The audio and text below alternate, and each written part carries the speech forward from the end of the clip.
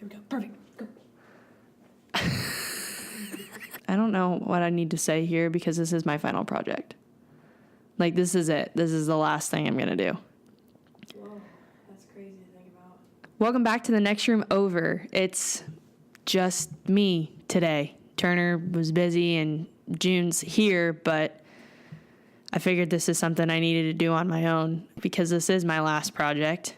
And I just wanted to talk a little bit about some stuff that I did in my childhood because I find it to be kind of comical. So I hope that you do as well. I just want to say a special thanks to Mr. Weir's children because they will be in this video with me. So without them, this video would have no context or no comedy whatsoever. So thank you for that. Okay, so a lot of people that don't know me very well don't know that I have 3 brothers and no sisters. That resulted in a lot of singling out in my childhood.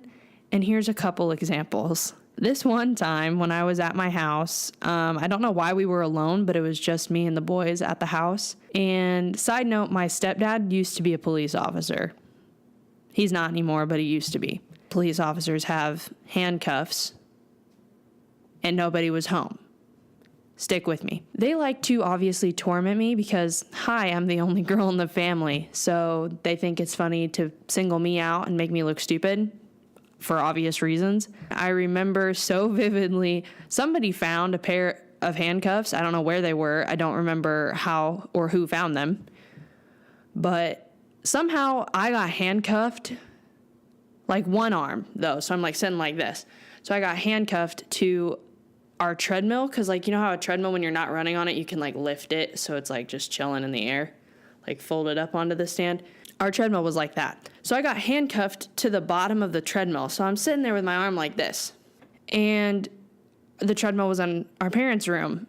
And I still have no idea. I really wish I knew how I got in that situation. But I remember that once I was handcuffed here, I was like, haha, this is funny. Like, where's the key?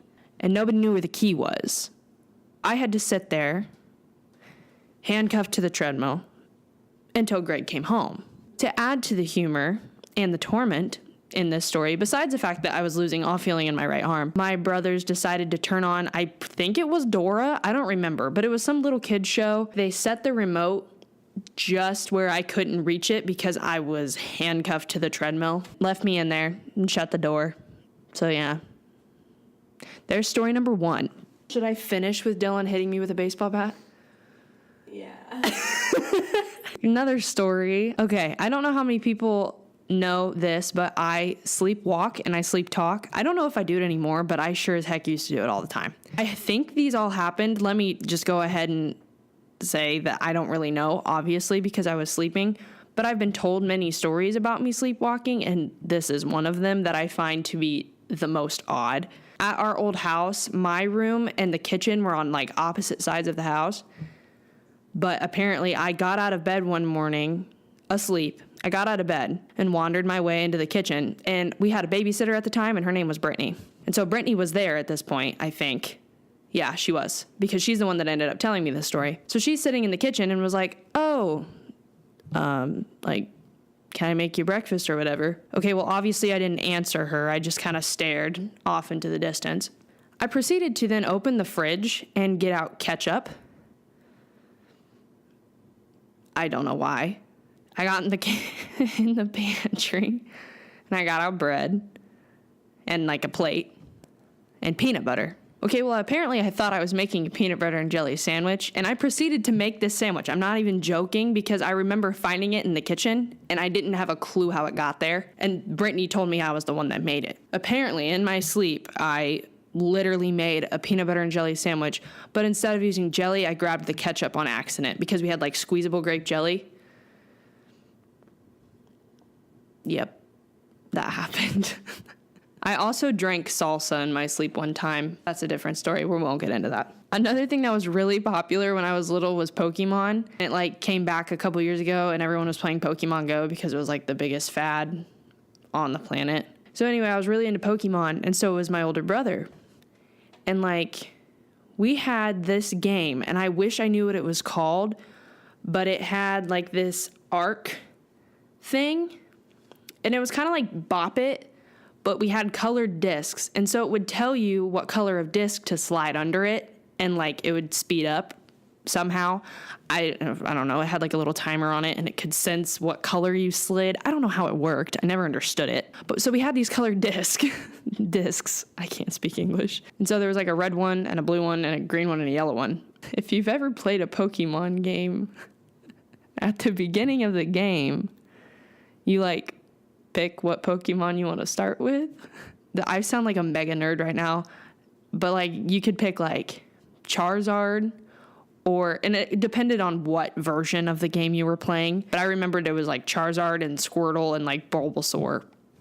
To my Pokemon nerds that actually know what I'm talking about.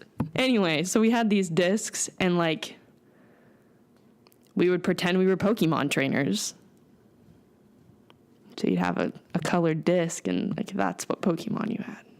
We also had a handbook, an actual physical book that was like the Pokemon and the Pokédex. Is that what it's called? I have no idea. But like you could flip through it, and they had like pictures of all the different kinds of Pokemon and their names and like different characteristics they had. Yeah, that was a big thing in my house. Also, Avatar. Like The Last Airbender, that cartoon. I don't know what show or what station it was on, but that was... Okay, now Dylan hitting me with a baseball bat. Oh my god, this story is so... How long ago was this? Oh, Dylan was probably in like first grade.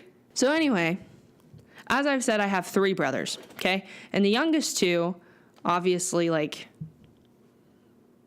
hang out a lot. I don't know how else to say that. And we're all really into baseball.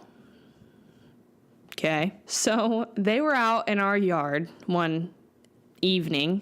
I don't really remember. I think this was like 7 years ago. That's a real broad guess. I have no idea. The older of the 2, Clayton, was soft tossing like tennis balls to my youngest brother, Dylan. They were supposed to come inside for dinner. I don't know what they were supposed to be doing, but they weren't listening to whatever it was I had to say. So I was like standing there talking to Dylan. And apparently I was standing like just a little too close to him. I don't know. I don't know if I was like sitting on the ground because he was not very tall, and I wasn't very tall either, but he sure as heck wasn't as tall as me. Either way, he was swinging at these tennis balls, and I went to like walk away, I think, to go inside because that's how my back would have gotten turned to him. He hit me in the back of the neck with a metal baseball bat. And that was literally it. I don't know why. I don't know if he did it on purpose. To this day, we've never talked about it. I just remember him hitting me with a baseball bat because I dropped to the ground and cried like a baby. I'm fine, obviously, but thanks for watching this episode. I know it's kind of weird just being me here, but I hope it was at least slightly entertaining. You can follow the show at next_room_over on Twitter. You can follow me on Twitter at Beery_Mel. I'll still put June and Turner's links in the description because it's not their fault that they're not here. And I'm hoping this isn't the last episode, but it probably will be for a while just because this is the end of an era in life for me. To the people that have actually watched these, thank you. To anyone that's found it funny, thank you, because this is something I really enjoy doing, and it's sad to see it come to an end, but it's been a good year. I'll see you around. Peace.